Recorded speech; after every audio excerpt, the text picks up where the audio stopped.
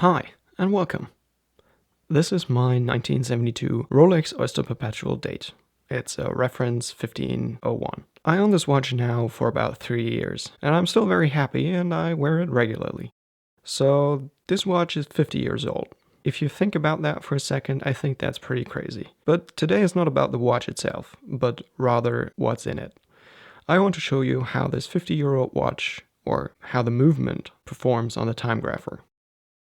The movement in this watch is a 1575. It was made roughly between 1965 and 1981, and the 1575 was part of the 1500 series. And at this time, the 1500 series powered most of the Rolex watches, from Datejust to Oyster Perpetual dates, GMT Masters, and Submariners, in different variations. The movement beats at 19,800 vibrations per hour, and it has about 40 hours of power reserve. It has a hacking second, and obviously a date indication.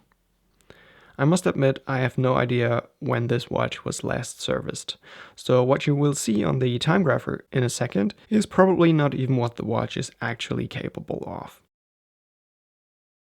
So let's put the watch up on the Timegrapher and get to the bottom of this. First of all, we have to set the lift angle on the Timegrapher to the correct number, which is 52 degrees for this 1575 movement. And then we get our first readings.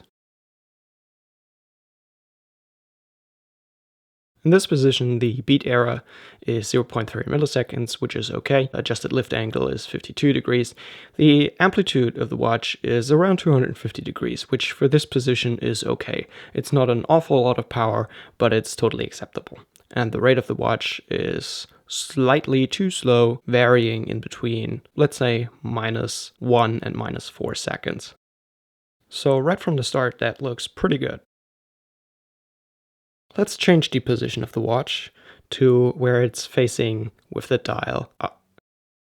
This is typically the position where there's the least resistance in the movement, because the movement is only resting on its bottom balance wheel pinion, and also all of the wheels are only resting in their bottom pinions, and that usually greatly reduces friction in the movement, and that's where typically you have the highest amplitude, and also the watches tends to run the fastest. And that's what we see here. We have a slightly improved beat error of 0.2 seconds and an increased amplitude of 280 degrees. And the watch is not running behind anymore. It's running too fast now, about 5 seconds actually. Let's change the position of the watch again to get a different perspective. And now it is basically vertically up, where all of the pinions of all of the wheels and the balance wheel are resting with both ends in jewels, and this is typically the position where there's the most amount of friction, therefore the amplitude is the lowest and the rate also usually goes down. And this is also what we see represented here. The beat error is again at 0.3 milliseconds, which is for a 50-year-old watch, it's okay. We have an amplitude that has dropped to around 250 degrees, but if you put that in perspective from 280 to 250, that's just about a 10% drop, and I think that's pretty okay. The watch now also is running a little slower at -1 to -5 seconds. One more interesting thing that I want to show you is how the watch performs when you put it on the Timegrapher with the dial facing downwards. This is interestingly, with most watches, especially with used watches, the position where you get the most accurate reading. And you see this here because the beat error has completely gone. It's 0.0 milliseconds, the amplitude is pretty good, and the watch is also keeping pretty good time at around +3 to +5 seconds a day. And the reason, because you find this very good reading oftentimes in this position, is not because the watch is worn in that position, but if a watch has been adjusted later on, this is the position that it has been adjusted in. From the factory, high-end watches are usually adjusted in multiple positions, but if a watch has been adjusted later on without a proper service, this is usually the position where you get the best reading. So this is some interesting fact here for you, and that's why I always check that, even if it's not a natural position to wear the watch in.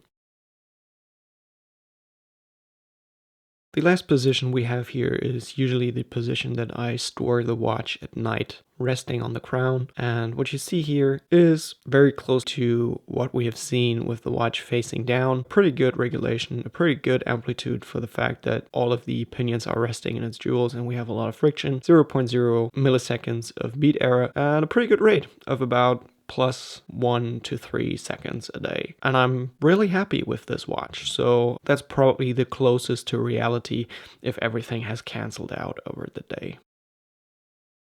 Times achieved on a Timegrapher is one thing, but watches in the real world are obviously a different thing. And to give you a better understanding of what all of that means in the daily life, I also synced this watch against my laptop and wore it for a day to check what the real life difference is. And in this case, after an entire day and an entire night, it was about 1 second, which is absolutely crazy. Sure, a lot of that has to do with luck, and the movement in itself could be more stable and therefore even more precise, and it might be a little bit lucky that the differences cancel out each other, but I mean, we are talking about a 50-year-old watch here, so I think that's still pretty impressive. And I really would like to know what this watch can do if it's freshly serviced and regulated properly.